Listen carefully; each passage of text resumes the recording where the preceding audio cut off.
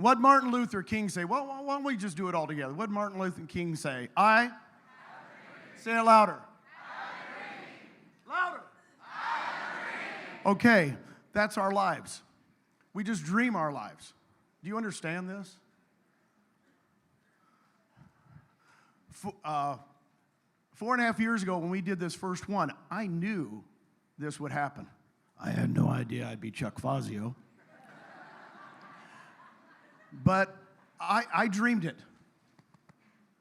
Now, I had you guys write down the other day, what's the number would make you free, right? You guys wrote down a monthly number. Now, here's what I want you to write down. This is the second key to what I asked you to do. Write down the consequences of you not doing it. Write it down. Take 30 seconds. If you don't achieve that, what's the consequences? This is really important.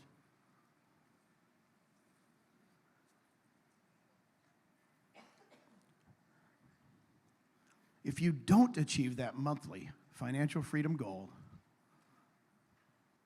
this is what not will happen. In 1999, I was at a little event like this by Brian Buffini, and he had us do this. And it was 1999, it was in July, and I said, I want to take my 5 kids and my beautiful wife to Hawaii. We had no money at that time, none, in 1999. I said, but we're going to go to Hawaii to visit my mom. My mom lived in Hawaii, and I'm going to take all 7 kids, and it's going to be all paid for. 2.5 months later, it was all paid for. We went to Hawaii, and what was my consequences? If I don't do it, my mom might pass away. She might never see her grandkids. Well, 1.5 years later, she passed away. That was the best trip of my life. That's the trip I remember, right? Where I made a commitment. I made a commitment, and then I had consequences. That was 23 years ago. I still get chills, don't you, Susan, over that? So here's the problem. You've got to be committed, right? Right, Chuck? Wish I had Chuck up here. So here's the thing. This beautiful woman, I can't tell you when I first met her. We just had a connection, and here's why. She says, you are the, what is it, doppelganger? Whatever is it, doppelganger for my dad. So every time I see her, she says, hi, Dad. And let me tell you, she's the most kind person I've ever met, the most caring person.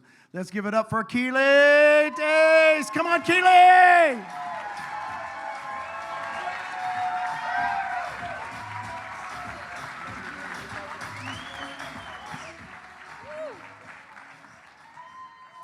Wow.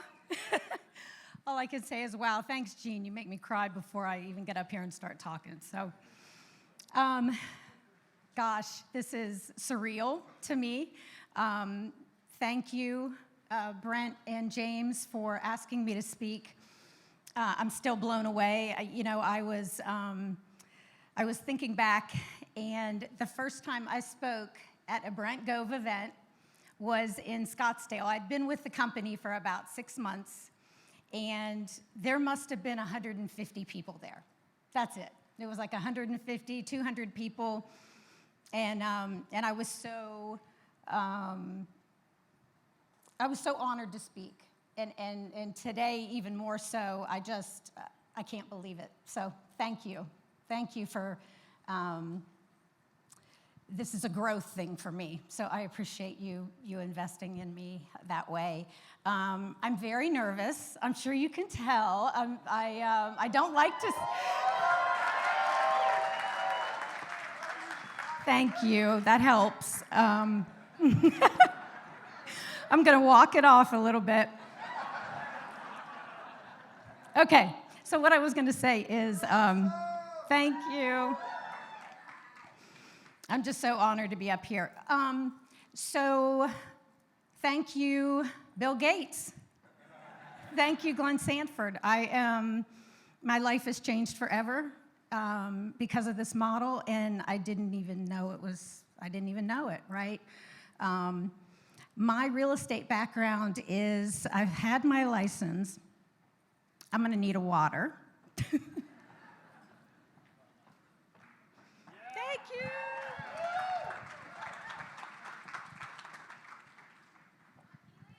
Thanks, y'all.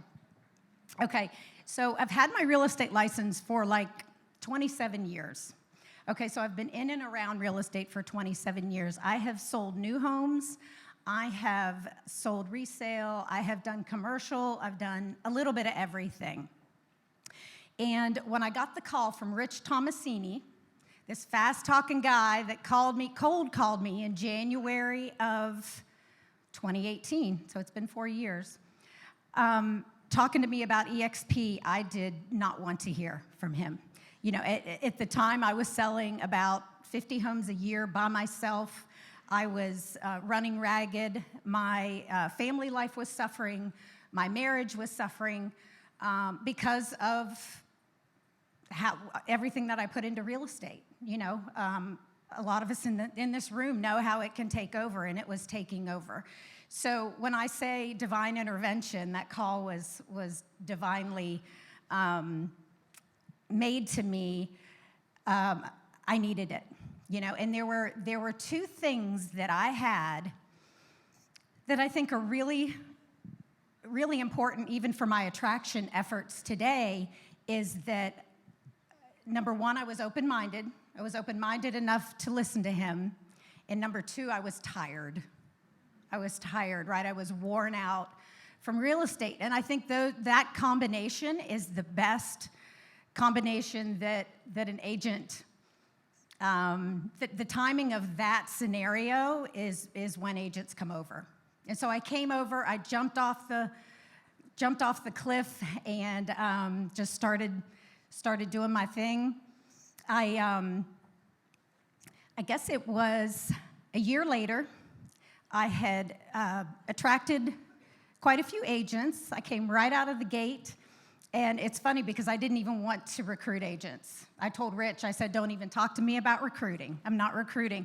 I used to head up a large real estate office where that's all I did, like a lot of you in this room. So I was not interested in recruiting. But, you know, it's attraction, not promotion. And I started to attract agents over. And like Orlando just said, it was because I ran an honest, just a good business, right? I ran a good business, and I had headed up that real estate office, and so people just started to follow me. And it was amazing. So I got to a pretty good revenue share number in a year's time. So in January of 2019, I got a breast cancer diagnosis.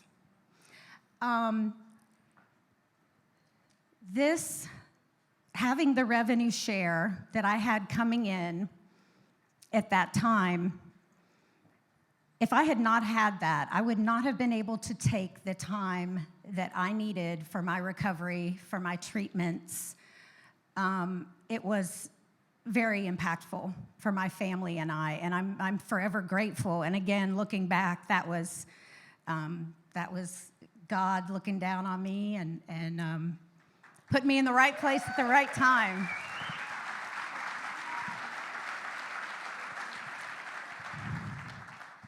It's all about him. I think I just spilled water on the stage. That was good. Gene, I'm a mess. Okay, so what I also want to say is I got sober from alcohol when I was 30 years old. My life began at 30. And I say that because through my recovery program, I was introduced to the gift of service, right? I was of service in my program to my church and have been for, the last 22 years. And I don't say that to boast. I say that to communicate that this hole in my soul that I had my whole life was finally filled by helping other people. And there was just nothing like it. I'd never experienced that before. I wasn't raised in a family where we gave back to people, or where we adopted a family at Christmas, or we went to church and gave the offering, but we just didn't give back. So this was a new experience for me, and it changed my life. And the point of this is that to be able to mirror that in my business by helping buyers and sellers. And now, I forgot to mention, I'm out of production. I have been for 3 months.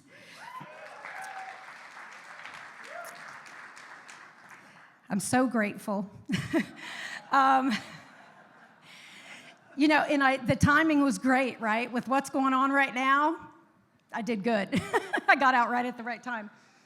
But what that's enabled me to do is to support my agents, pour into my agents, become that servant leader that I've always wanted to be. I love my agents. I love the people in our company. There's so many rock stars and coaches and mentors that I get to collaborate with on a daily basis. I'm so grateful for that. I want to talk about 2 things that I have done that have been real successful for me in attracting agents. And they're real simple. You guys already know this, but this is what worked for me.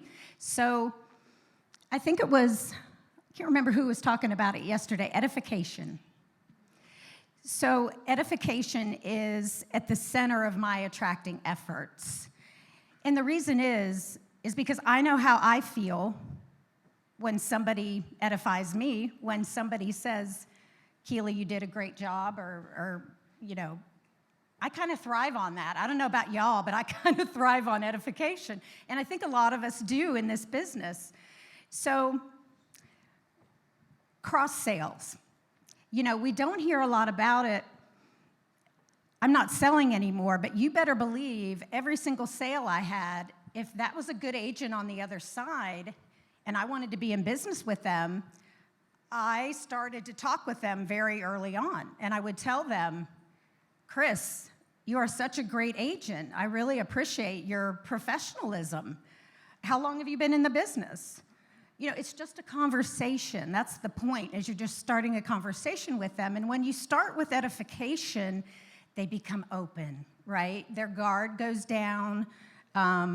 It's the best way to start a relationship, if it's honest, right? I don't say that to everybody. So that has done wonders for me to get appointments. And by the end of the transaction, you've gone through the trenches with these people. And if you haven't established a relationship at that point, then something's wrong, right? So you're closer to that agent at that point in time, probably, than any other agent. So why aren't we asking them, the question, why aren't we inviting them to coffee and saying, hey, this was such an awesome transaction. Thank you for your professionalism. Let's have coffee. I'd love to hear about what your plans are for the next 5 years in real estate, and see if it fits with ours, and just that being interested in them, and that honest feeling to portray to them is everything. Facebook is another one. Facebook is a gold mine for attracting, as a lot of us probably know, but that's another place where I absolutely edify. And if you see somebody on there that's got a great social media platform, tell them. I always get a response. You always get a response back, and then you start that conversation.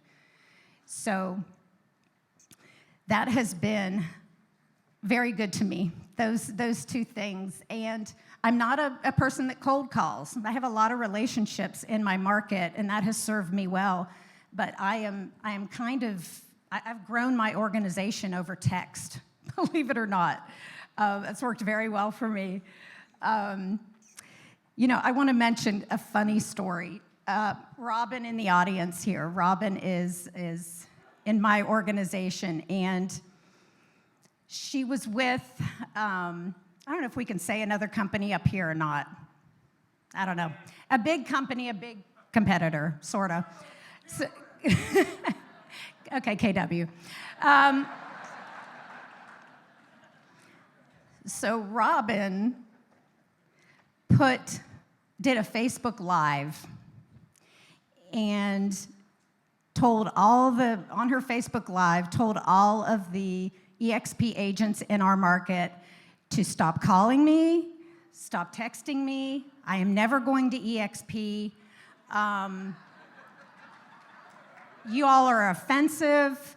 I mean, when Robin speaks, and she put it out there, and I thought, Well, first of all, I liked her. Like, I saw that, and I was like, oh, I love her, right? So fast forward a little bit, we were at a magazine event for her front cover that she had, and I went and introduced myself, and we just started to have a conversation, and that led to my stalking her for an appointment. And I just wanted to get to know Robin. It wasn't even I didn't even care if I talked about EXP. And I say that to people. I'm like, I just want to get together. Frankly, I'm sick of talking about EXP. I don't want to talk about EXP. I want to get to know you and your business. And so after many attempts, she would brush me off, but I am a serial follow-upper. And we had coffee, and I said, I am not, prior to that, I am not talking about EXP, and we sat down for coffee, and it was probably within 10 minutes, Robin said, all right, so tell me about EXP. And I said, no, we said we're not talking about EXP. And she said, yeah, come on, just tell me about it.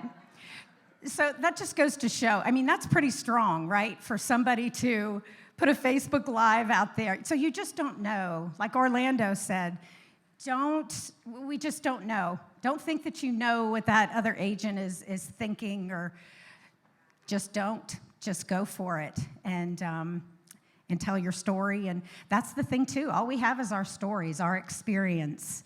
And it's valuable because we've all experienced some very rich rewards here, for sure. I will wrap up. Thank you again for letting me speak and the opportunity to grow. And I'll wrap up with this. This is my car.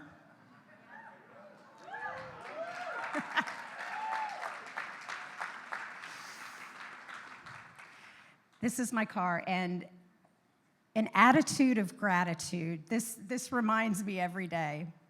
An attitude of gratitude produces miracles. And I do that on a daily basis. There are miracles in my life on a daily basis.